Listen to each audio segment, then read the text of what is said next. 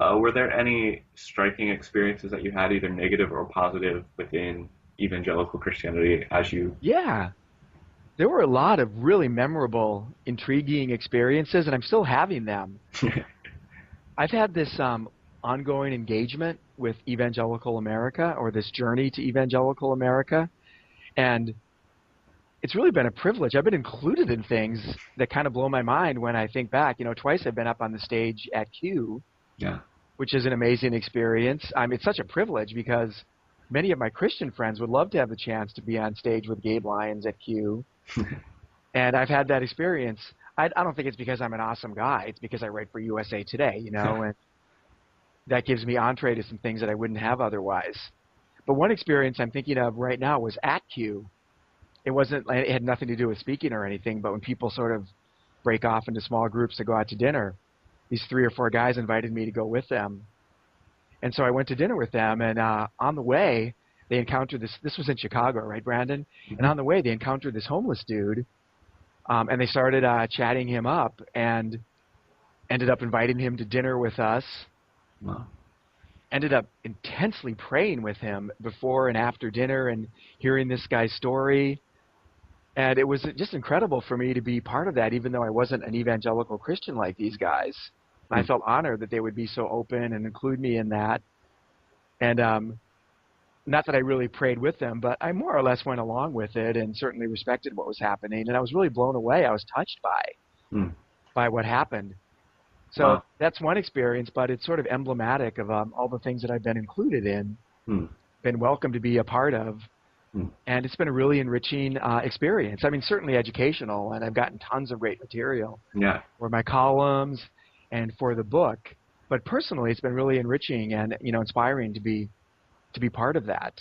Yeah, definitely. And that's encouraging to hear, because often, that's probably the biggest accusation and fault of the older generation of evangelicals is their exclusivity of. Well, that's been one of my criticisms too of the old evangelicalism, the exclusivity and the tendency to make moral judgments about people who are not part of the evangelical movement or tradition. Yeah. Even the sense that, hey, we evangelicals, we really get it. We have a direct pipeline to God, and other people are lost, and they are in the dark.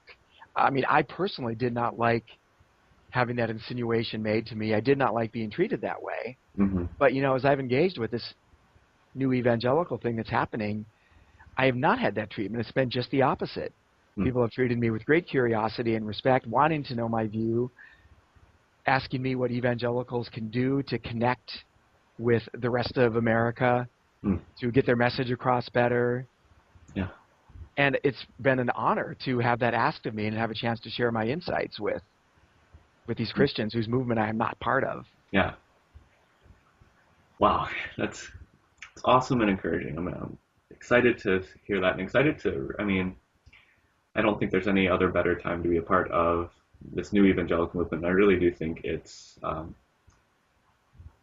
think there's a lot of good that can come from it. And kind of in that same vein, moving out a little bit from evangelicalism, do you see the same trend that you see happening within evangelical Christianity?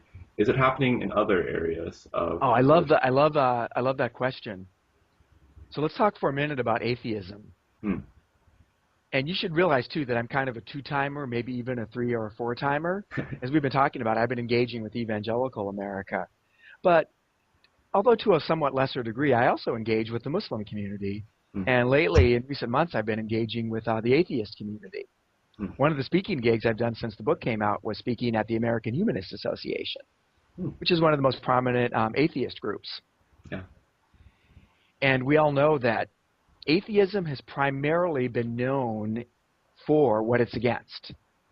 If you look back over, the books and the main ideas that have been coming from atheist America the past decade or so, is sort of typified by these anti-religion manifestos written by people like Christopher Hitchens and Richard Dawkins. And it's been very caustic, very negative, very black and white. That has been problematic. It's been sort of parallel to this dogmatism that we've spoken about with respect to evangelicals. I've been very critical of that aspect of atheism, too.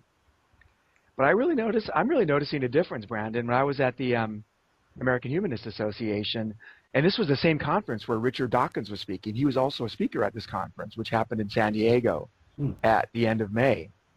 I thought I was going to get either a cold shoulder or a lot of criticism for, my talk.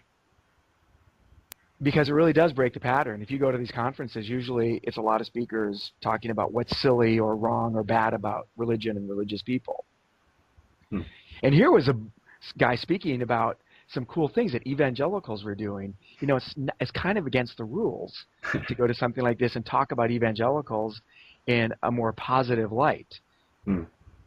So I was really surprised, though. My session had a big turnout, even though the competing session during that hour had to do with sex. So here I am talking about evangelicals, and I'm competing with a session that has to do with sex. I figured I'd get like very small turnouts. There were a lot of people who came to my session, and that room was packed.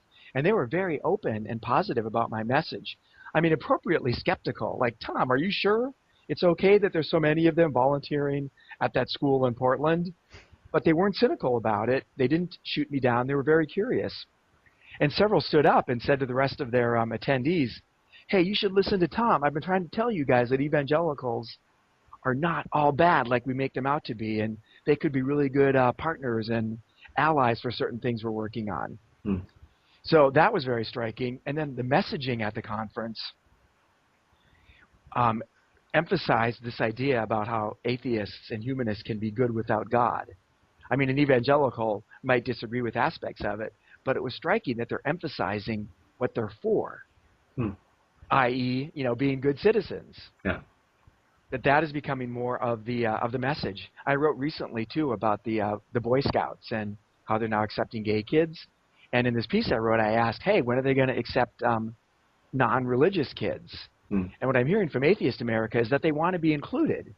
They want to be included in things. They don't just want to shoot down religion, but they want to be included. They want to be seen as good citizens, as moral beings. So in a way, there's this parallel. For many years, I've heard evangelicals say, hey, we want to be known for what we're for, not just what we're against. And that same thing is happening among a lot of these atheists. Wow. That's really, once again, that's really encouraging. And I think there's definitely, from what you're saying and what I've read and seen and experienced, I think that there's a global kind of, or maybe a Western paradigm shift that's happening among culture in general, that I think religion and non-religion's best days are ahead of us, and I really think we could be a force for good in the world as evangelically, and whatever that sounds. No, I agree. Let me ask you something. You're probably familiar with the Phyllis Tickle book. I'm suddenly blanking on the name. Is it called The Great Emergence? The Great Emergence, yeah. And so she posits in the book that what we're seeing right now is as momentous as the Reformation 500 years ago. Yeah. And that the implications for the evangelical church, not just the evangelical church, but maybe principally for Orthodox Protestant Christianity, is profound.